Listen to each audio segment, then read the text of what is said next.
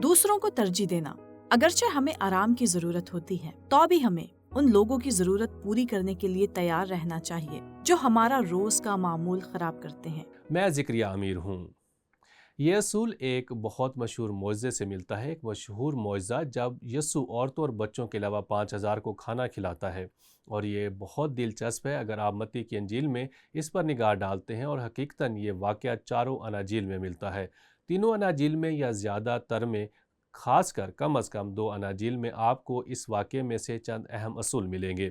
और इसलिए हमारे पास इस सूरत हाल में जो असूल हम मत्ती की इंजील में देखते हैं, मैं इसे कामिल इंसान कहता हूँ। और ये ऐसे पढ़ा जाता है, इरशाद आज़म की तकमील के लिए हमें कामिल इंसान, रूह, जान और बदन की खिदमत करनी है। अब गौर करें, यस्सु को तरस आया। अब हम उसको मरकज़ की इंजील में ऐसे पढ़ते हैं, लेकिन इस मामले में आप उसके तरस पर गौर करें, क्योंकि उसने लोगों को शिफा दी। उनमें से बहुत ज़्यादा बीमार थे और यस्सु उनको शिफा देने के लिए गया। और फिर उसने देखा कि वो थके और भूखे हैं, और फिर उस वक्त यस्सु ने रोटी और मछलियों पर बरकत दी। और ये खिदमत कामिल इंसान यानी रूह, जान और बदन की है। और उसके बाद यस्सु ने यह तजर्बा उनकी बातनी खिदमत के लिए इस्तेमाल किया जब उसने उनसे कहा, मैं ज़िंदगी की रोटी हूँ। तुम्हारे पास रोटी थी और मैंने उस पर बरकत दी, लेकिन जब तक तुम मुझे नहीं खाते। और इसलिए वो इस मिसाल को इस्तेमाल करते हुए कामिल इंसान की मुनादी करता है। लेकिन यहाँ मरकज़ में कुछ मौज़ों में हमारे पास दीगर असूल मौजूद हैं, और मैं उसको कहता हूँ दूसरों को तरजीह देना। अगर हमें आराम की ज़रूरत होती है, तो भी हमें उन लोगों की ज़रूरियात पूरी करने के लिए तैयार रहना चाहिए जो हमारे रोज़ के मामूलात में रुकावट डालते हैं। जब आप मरकज़ की अंजील का मुताला करते हैं, तो वो हमें कुछ तफसीली मालूमात फ़राहम करता है और रसूलों के रवैये पर तवज्जो मबज़ूल करवाता है और उनकी मखसूस ज़रूरियात बताता है। मरकज़ रसूल की अंजील उसका 6 बाब और 30वीं आयत में इस मुआज़े के मुतालिक लिखा है, और रसूल यीशु के पास जमा हुए और जो कुछ उन्होंने किया और सिखाया था, याद रहे कि उसने उनको दो दो करके भेजा, और इसलिए वो वापस आए। उन्होंने एतमाद किया, बैठे और बस बयान किया कि उन्होंने क्या सीखा। लेकिन वो बहुत थके हुए थे और यस्सु ने इस बात को तस्लीम किया। उसने उनसे कहा, तुम आप अलग वीरान जगह में चले आओ और ज़रा आराम करो। और उन पर ज़ाहिर किया कि खिदमत के लिए क्या ज़रूरी चीज़ है। हम पढ़ते हैं, इसलिए कि बहुत लोग आते जाते हैं और उनको खाना खाने की भी फुर्सत ना मिलती थी। अब ये एक मुश्किल ड्यूटी है जब आपके पास अपने जिस्मानी आराम के लिए ही वक्त ना हो। तो क्या होता है, वो एक कश्ती पर चढ़ गए। हम इसके बारे में पढ़ते हैं, वीरान जगह में जाओ और अपनी सारी थकावट से आज़ाद हो। बस वो कश्ती में बैठकर अलग एक वीरान जगह में चले गए, और लोगों ने उनको जाते देखा और बहुतेरों ने पहचान लिया और उम्मीद कर रहे थे कि वो जाएं, इस सारी थकावट से आराम हासिल करें। लोगों ने उनको ना छोड़ा, और इसलिए जब लोगों ने उन्हें पार आते देखा और सब शहरों से इकट्ठे होकर पैदल उधर दौड़े और उनसे पहले जा पहुंचे। अब आपको ये बात जानने की ज़रूरत है कि गलील की झील ज़्यादा बड़ी नहीं थी, लिहाजा वो ज़मीनी रास्ते से गए। मुमकिन है कि यस्सु और रसूल इत्मीनान से झील के पार से जा रहे थे। लेकिन क्या होता है, और उसने उतरकर बड़ी भीड़ देखी और उसे उन पर तरस आया, क्योंकि वो उन भेड़ों की मानी थे जिनका चरवाहा ना हो, और वो उनको बहुत सी बातों की तालीम देने लगा। अब क्या होता है, फ़र्ज़ करें आप रसूल हैं, आप ये मुश्किल तरीन काम सरअंजाम दे रहे हैं, आपको खाना नहीं मिलता, आप थके हैं, निढाल और उकताए हुए हैं, मगर आप बहुत रूहानी बसीरत रखते हैं। ज़िंदगी के इस लम्हे पर क्या होगा?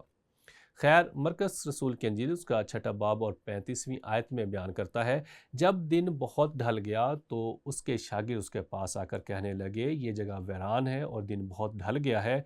मेरा ईमान है, और मैं इसको बाद में ज़ाहिर भी करूँगा, मेरा ईमान है कि रसूलों का रवैया गैर मुनासिब था।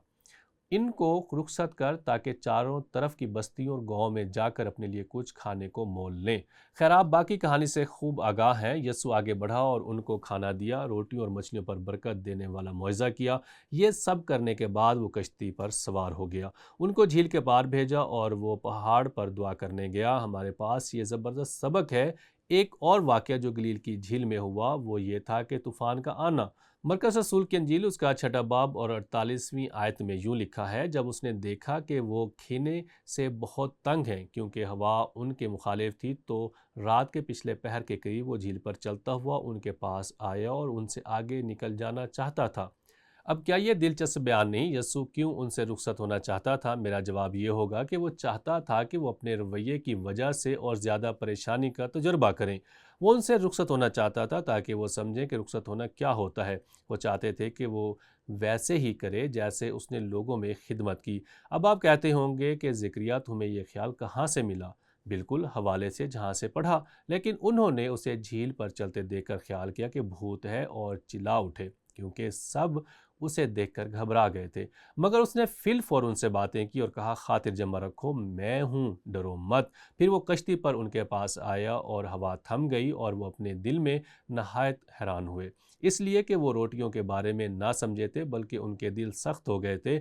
अब यहाँ पर हमारे पास एक बयान है जो हकीकत में ये बयान करता है कि वो कहाँ से आ रहे थे और उनके रवैया जात कैसे थे, बल्कि उनके दिल सख्त हो गए थे। दूसरे अल्फाज में वो 5,000 को खाना खिलाने से परेशान थे, और शायद वो इसलिए परेशान थे कि वो इसका हिस्सा थे।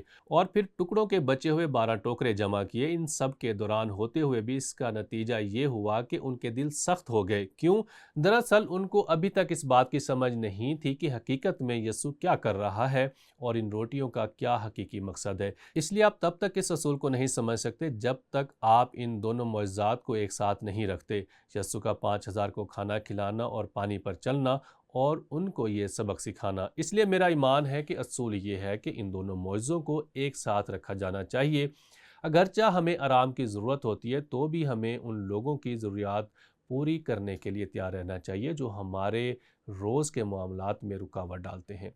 और ये बिल्कुल वही है जो यहाँ पर हुआ। एक बहुत ही ज़्यादा अहम असूल। यहाँ पर एक सवाल है, कैसे इस असूल को दूसरों की ज़रूरत पूरी करते हुए अपनी और अपने ख़ानदान की ज़रूरियात में तवाज़ुन बरकरार रखा जा सकता है। और मैं आपसे ये बयान करना चाहता हूँ कि कई सालों से बतौर पासबान हमारा रोज़ का मामूल सबके लिए खुला होता है।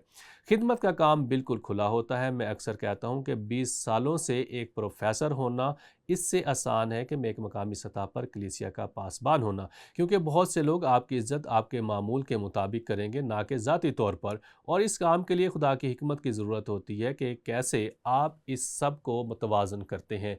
अब इसमें तवाज़ुन बरकरार रखना है। पौलुस इस तवाज़ुन को बयान करता है जब वो फिलिपियों की कलीसिया को ख़त लिखता है। जब वो ये कहता है कि फिलिपियों के नाम ख़त, उसका दूसरा बाब 3 से 5वीं आयत में, तब फ़िरके और बेजा फ़ख्र के बायस कुछ ना करो, बल्कि फ़रोतनी से एक दूसरे को अपने से बेहतर समझे, हर एक अपने ही अहवाल पर नहीं। अब मुझे उसको बयान करने का मौका दें कि पौलुस इस बात की तस्दीक करता है कि हम अपने मफादात की फ़िक्र में हैं।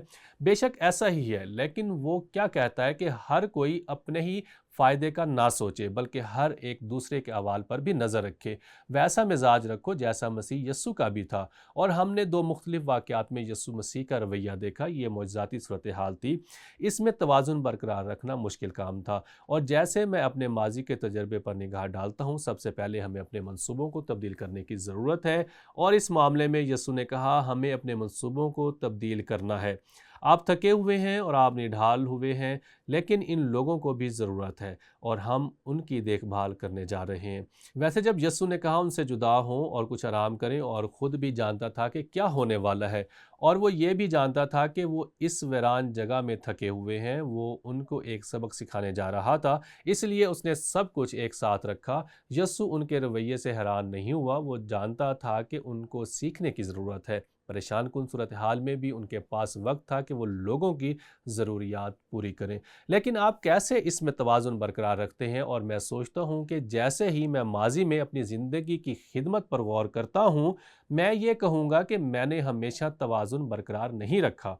बहुत से ऐसे मौक़ों पर जहाँ मुझे अपने ख़ानदान से बढ़कर लोगों की ज़रूरत पूरी करनी थी, वहाँ मुश्किलात आईं। ऐसी सूरत हाल और मौक़े पैदा हुए, लेकिन एक वक्त ऐसा आया जब मैंने इरादा किया कि दूसरों की ज़रूरियात पूरी करनी है, जो कि मैं ना कर सका, और मैंने अपने ख़ानदान की ज़रूरियात को नज़रअंदाज किया। आपने बहुत से खादमों और पासबानों का ज़िक्र सुना होगा जो इस खिदमत में से गुज़र चुके हैं। बहुत नामवर लोग जैसे डॉक्टर बिली ग्राहम। उन्होंने डॉक्टर बिली ग्राहम से पूछा कि आप दोबारा क्या काम करना चाहेंगे? चाहेंगे? बिली ग्राहम ने जवाब दिया, मैं अपने ख़ानदान के साथ ज़्यादा वक्त गुजारना चाहूँगा और हम जो खिदमत में हैं इनकी तरफ से ये बहुत आम बयान है। एक चीज़ जो हमें अपने मनफी तजुर्बात से सीखने की ज़रूरत है, ऐसे लोग जो आगे अपनी ज़िंदगी में खिदमत के काम को जारी रखना चाहते हैं वो इस चीज़ में तवाज़ुन बरकरार रखना सीखें। अगर आप इस तवाज़ुन को बरकरार नहीं रख सकते तो आपको याद रखना होगा कि आप हमेशा माफ़ी मांगने का मौका हासिल कर सकते हैं। और मैंने इस ख़ास चीज़ को अपने बेटे के साथ किया। मुझे एक वाक़या याद है, मैं घर आया और घर में एक मसला था। ये एक संजीदा मसला था, मेरे ख़्याल में ये कोई मौत या इस तरह का कोई मसला था। और केंट अभी छोटा बच्चा था, लेकिन वो सारा दिन मेरे इंतज़ार में था कि कब मैं घर आऊँ। और मैंने उसे बताया, बेटा मुझे इस मसले को हल करना है। और मुझे अभी तक याद है कि मैंने उसकी आँखों और रवैये में मायूसी देखी। अब मसले की हकीकत ये है कि मेरे ख़्याल में उसे समझना होगा कि दूसरी कोई सूरत हाल बाकी नहीं है। और मुझे इस बात का इल्म था, मुझे इस बात का ज़िंदगी और खिदमत गुजारने के साथ साथ एहसास हुआ। वो स्कूल में पला बड़ा था और फिर कॉलेज में, और फिर उसने कोलोराडो टीम में शमूलियत इख्तियार की। मैंने बुज़ुर्गों से कहा, मैं एक माह का वक्त केंटन के साथ गुजारने में खुशी महसूस करूंगा। और उन्होंने कहा, जाओ। उन्होंने माली तौर पर भी मेरी मदद की, क्योंकि उस वक्त मैं अखराजात बर्दाश्त नहीं कर सकता था। और मैं और मेरी अहलिया गए। और मुझे याद है कि एक शाम मैं केंटन से बातें कर रहा था और मैंने कहा, बेटा मुझे इस चीज़ का एहसास है कि मैंने बहुत दफ़ा तुमको नज़रअंदाज किया और मुझे ये करने में खुशी होगी, ये आप पर मुनहसर है। और उसने एक लम्हे के लिए सोचा और मेरी तरफ देखते हुए कहा कि डैड, आप इसे दोबारा वैसा नहीं कर सकते, लेकिन आप इस वक्त यहाँ मेरे लिए हो सकते हो। आप दोबारा नहीं कर सकते जो आपने नहीं किया, लेकिन आप अब कर सकते हो। फ़ौरन लाइट चली गई। वो जो कह रहा था वो ये था कि बस आप अब यहाँ हो और बस यही चाहता हूँ। और इस असूल की मशक करने से इस बात में बहुत से ज़बरदस्त तजुर्बात निकलते हैं, लेकिन इस मशक में तवाज़ुन बरकरार रखना यहाँ असूल ये है कि अगरचा हमें आराम की ज़रूरत होती है तो भी हमें उन लोगों की ज़रूरियात पूरी करने के लिए तैयार रहना चाहिए जो हमारे रोज़ के मामूलात में रुकावट डालते हैं।